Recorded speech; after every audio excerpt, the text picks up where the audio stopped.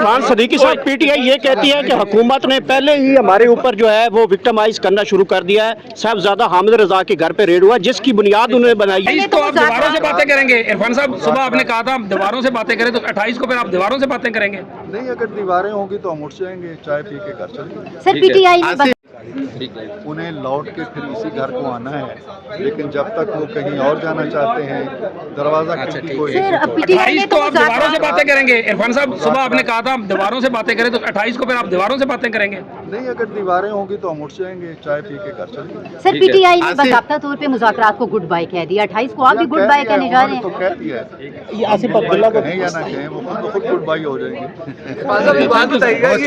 इरफान सदीकी साहब, पीटीआई ये कहती है कि हुकूमत ने पहले ही हमारे ऊपर जो है वो विक्टिमाइज करना शुरू कर दिया है। साहबजादा हामिद रजा के घर पे रेड हुआ जिसकी बुनियाद उन्होंने बनाई है कि उन्होंने ये ऐलान 11 बजे कर दिया था।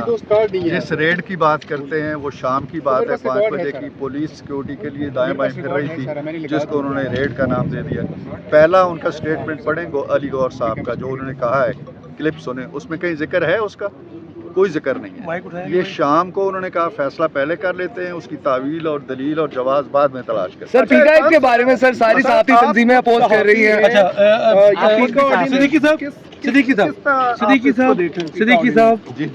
साहब एक मिनट, सिर्फ एक सवाल। उन्होंने जो बैरिस्टर गौहर ने बात किया, मैंने उससे मुतालिक एक बात जी करें। एक मिनट यार कर लें तो नहीं यार, जी चलें जी बोलें। एक मिनट। अच्छा इरफान सिद्दीकी साहब, ये बताइएगा कि बैरिस्टर गौहर ने अभी कहा है कि आपने संजीदा नहीं लिया हमारे 7 दिन के, मतलब ये था सियासत में कोई वर्किंग डे का कॉन्सेप्ट ये नहीं होता, डे नाइट होता है। उनके जो 7 बंदे बैठे थे उनको सियासत नहीं आती। अली गौर से ज़्यादा एक्सपीरियंस लोग बैठे थे हमारे साथ। कैसर साहब बैठे थे, तो खुद गंडापुर साहब बैठे हुए थे। इस पे बहस हुई है बाकायदा कि जी 7 डेज या 7 वर्किंग डेज। फिर एग्रीमेंट हुआ है जी कि 7 वर्किंग डेज। वो हमने एलामिये में लिखा है, जो आप लोगों को पढ़ के सुनाया था। मैंने कल प्रेस कॉन्फ्रेंस में भी सुनाया था। इस तरह ना करें।